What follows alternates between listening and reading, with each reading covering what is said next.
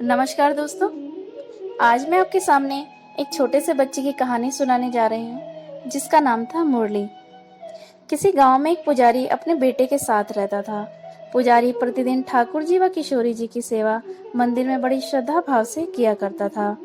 उसका बेटा भी धोती कुर्ता डालकर सिर पर छोटी सी चोटी करके पुजारी जी के पास उनको सेवा करते देखता था। एक दिन वह बोला, बाबा आप अकेले ही सेवा करते हो, मुझे भी सेवा करनी है। परंतु पुजारी बोले, बेटा अभी तुम बहुत छोटे हो। वह जिद पकड़कर बैठ गया। पुजारी जी आखिर उसकी हट के आगे झुक गए और बोले, अच्छा बेटा, तुम ठाकुर जी की मुरली की सेवा किया करो। इसको रोज गंगा जल से स्नान कराकर इत्र लगाकर साफ किया करो। अब तो वह बालक बहुत खुश हो गया कि मुझे मुरली की सेवा करनी पड़ेगी। इतनी लगन से मुरली की सेवा करते देख हर भक्त बहुत प्रसन्न होता है।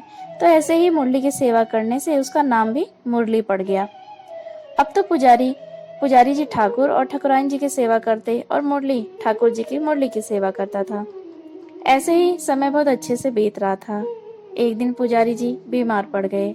मंदिर के रखरखाव और ठाकुर जी की सेवा में बहुत ही मुश्किल आने लगी। अब उस पुजारी के स्थान पर मंदिर में नए पुजारी को रखा गया। वह पुजारी बहुत ही घमंडी था। वह मुरली को मंदिर के अंदर भी आने नहीं देता था। अब मुरली के बाबा ठीक होने के बजाय और बीमार हो गए। एक दिन उनका लंबी बीमारी के बाद स्वर्गवास हो गया। अब तो मुरली पर मुसीबतों का पहाड़ टूट गया। नए पुजारी ने मुरली को धक्के मारकर मंदिर से बाहर निकाल दिया। मुरली को अपने बाबा और ठाकुर जी की मुरली की बहुत याद आने लगी। मंदिर से निकलकर वह शहर जाने वाली सड़क की ओर जाने लगा। थक हार कर वह एक सड़क के किनारे बड़े पत्थर पर बैठ गया। सर्दी के दिन ऊपर से रात पड़ने वाली थी। मुरली का भूख और ठंड के कारण बुरा हाल हो रहा था।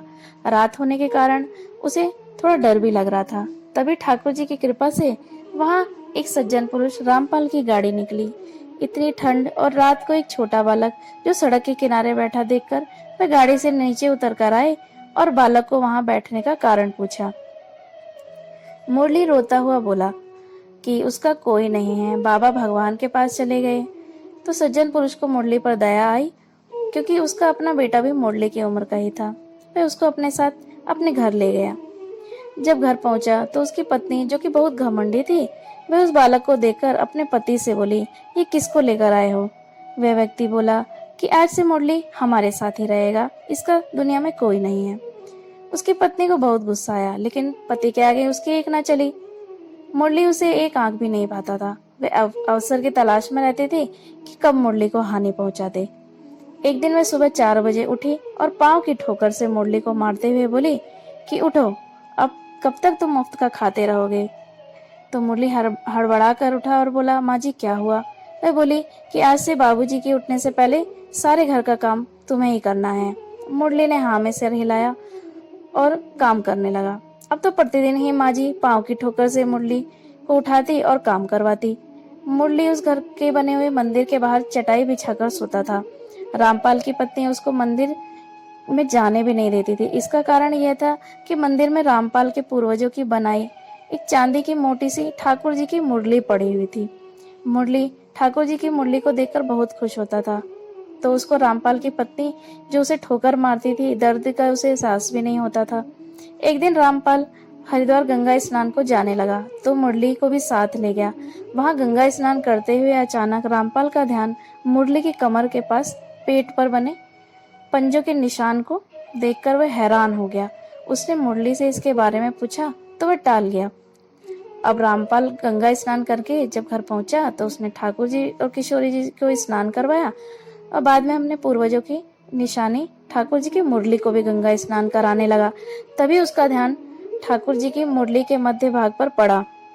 वहां पर पांव की चोट के निशान से पंजा बना हुआ था, जैसे मुरली की कमर पर बना हुआ था। वही देखकर वो हैरान हो गया और एक जैसे निशान दोनों जगह देखकर वह सब बात समझ गया।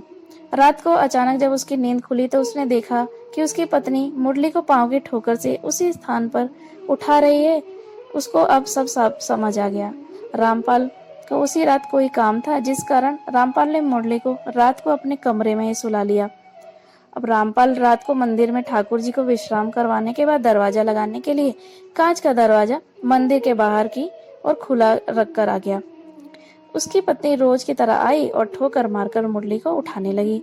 मुरली तो वहां था नहीं, उसका पांव मंदिर के बाहर दरवाजे पर लगा।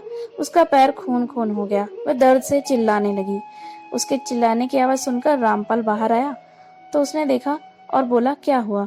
तो उसने कहा कि ये कांच का दरवाजे से मेरे पैर में बहुत तेज ठोकर लग गई है। तो रामपाल बोला कि जो ठोकर तुम रोज मुरली को मारती थी, ठाकुर जी की मुरली उसका सारा दर्द ले लेती थी, और जो ठाकुर जी के प्यारे होते हैं भगवान उनकी रक्षा करते हैं। तो देखो, भगवान की मुरली भी अपने सेवक की रक्षा करती है, उसकी पीड़ा अपने ऊपर ले लेती है। रामपाल की पत्नी को उसकी सजा मिल गई, जिससे मुरली को ठोकर वो मारती थी, आज वे पंजा डॉक्टर ने उसका काट दिया। रामपाल की पत्नी को अपनी भूल का एहसास हुआ और वह मुरली को अपने बेटे की तरह ही प्यार करने लगी। तो देखा आपने दोस्तों, भगवान अपने भक्त का साथ कभी भी किसी भी स्थिति परिस्थिति में नहीं छोड़ते हैं। अगर आपको ये कथा पसंद आई तो प्लीज़ मेरे चैनल को लाइक और सब्सक्राइब करें, और ऐसी अन्य कथा जानने के लिए मेरे वीडियोस को देखते रहें। नमस्कार।